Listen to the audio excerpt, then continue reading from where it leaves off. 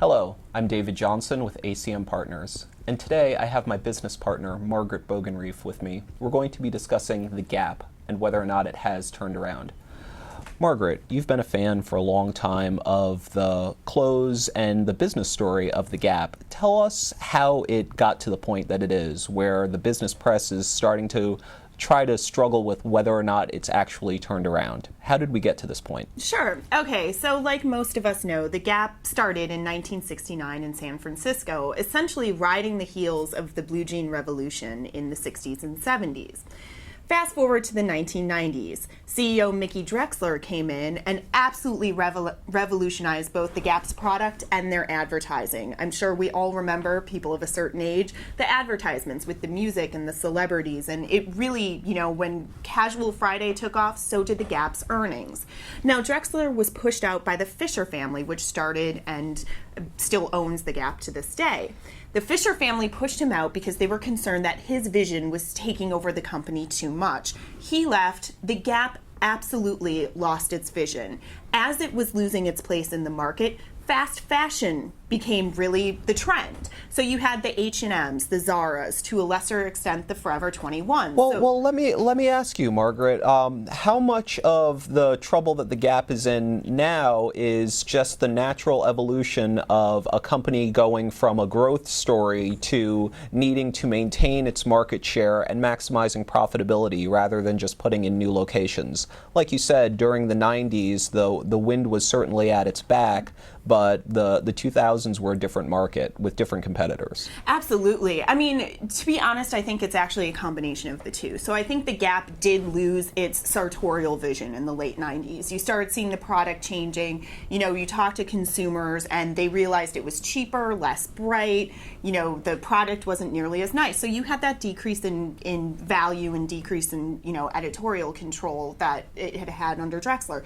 Combine that with, like you said, H&M and Zara came in and they started reproducing quickly trends that kids were seeing in magazines, and they were doing it for cheaper, essentially about the same quality, and much faster. Now, how is it that these European competitors, H&M and Zara in particularly, have really kind of spearheaded the fast fashion movement, and how is that impacting the incumbent players such as the Gap? What is it about that model that's challenging the Gap so much? I think what's happening is you're seeing both pressures on pricing in both sides, like you said. So you have the J. Crews and Banana Republic, which the Gap owns, and they're in approximately the $70 to $100 a piece range. And then you have the fast fashion, which is typically between about $10 and $40. And then you have the Gap in the middle. And as we all know, very rarely do middle players, like you said, they grow.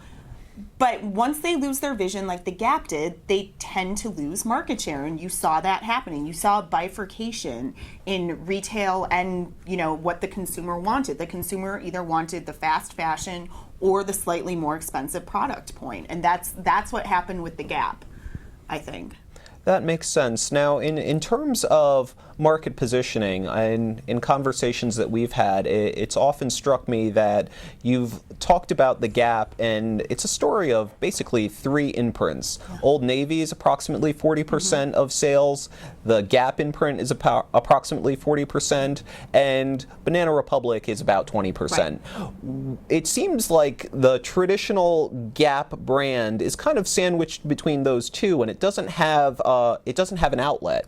Exactly. The core brand can't go up market because it would cannibalize Banana Republic, exactly, and it can't go down market. How do they get out of that? What's the solution for the Gap? They are going to have to, if the Gap wants to continue to survive and be a profitable company for its shareholders, they're going to have to sell off either Old Navy or Banana Republic. Now, everybody's saying keep Old Navy because it's a bigger footprint and everybody knows $6 billion it. in sales approximately. Exactly, and that is essentially the Gap's fast fashion answer to H&M and Zara. I mean, either way, exactly what you said. They are absolutely being squeezed in the middle. There's no place for a $55 to $65 jean. Everybody's either going to buy 100 or 20. So essentially what they did, like you said, when they were a growth story, they were buying everything. I mean, right now there are 5 brands under the Gap brand, and you see that with Old Navy and Banana Republic. They're going to have to start clearing some of that out if they want to, like you said, retake that position and have a little more room to move. So say you sell off Old Navy, you're able to bring that price point back down, and that gives them a little bit more room. Okay, that makes a lot of sense. Talking about leadership, Mickey Drexler, again, had the wind at his back, Right. but it certainly seems with the success that he's had with J. Crew that he was a key element of that success. You can get lucky once, you're generally not lucky for 15 Right. years, but it's clear he has shown that he's a key element of the success. Does Gap need new leadership? Is that where they're lacking, or is it just in the execution and the understanding that, from what you're saying, they are truly in a turnaround situation? I think it's a combination of all those things, as it always is. Right, Mickey Drexler is doing great things at J. Crew. So he clearly, while I hate to use the word genius, he clearly knows what he's doing. The problem with the Gap is a fewfold. One, I think the leadership refuses to acknowledge that they are in a turnaround situation. So they had, like we were talking about earlier, a pretty decent 2012. September sales were up 8% than they were compared to last year. But they were selling product during an unusually warm spring, summer, and going into autumn. So they had 2 more extra months to sell the one product, as we were talking about, brightly colored thin capri pants. They had a few more months to sell them. They happened to hit the right, design at the right moment, get people, interested in it and sell it. Where do they go from here? I mean, I see their leadership and they keep trying to do product to product to product. And I think they just don't have an idea of what kind of company they are. If I were working in that turnaround, obviously you have to take a look at a few things. One, supply chain. Gap, by all accounts, has an atrociously slow and expensive supply chain.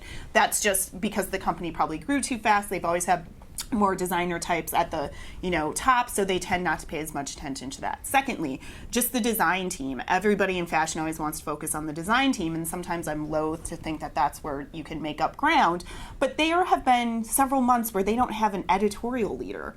No one is actually leading the design team. That's a problem. Finally, you need, like you said, a different mindset. And whether that's different leadership or what it is, you need someone to come in, take a sound look at it, say Gap needs to become a different company. It needs to get back to its roots, as opposed to, like I just said, going product to product to product and just trying to grow like this amorphous retail blob. They do have to get more focused and, have a better direction.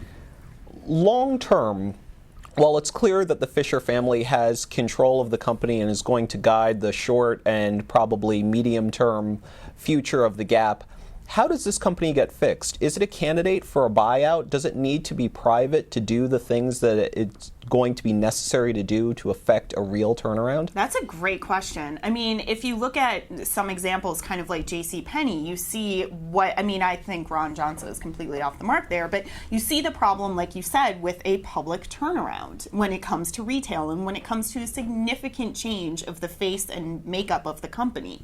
So I know we've talked before about a potential private equity buyout of it. I think ultimately this will probably have to be done in private, because I think it's going to keep going the way it is, and eventually it's just going to be on the slow decline, and shareholders are going to be slowly losing money. And I think there's an amazing brand there, and I think that there's amazing potential for it to, like I said, get back to its roots and be more profitable. But you've got to have a significant change in the makeup. Okay. Well, Margaret, you've given us a lot to think about. Thank you so much. I think that it's fascinating to get an expert's opinion on just how this emerging issue is going to resolve itself, and at the end of the day, what can be done to save and turn around this iconic American brand. This is Margaret Bogenrief, my business partner. Again, I'm David Johnson of ACM Partners. Thank you so much.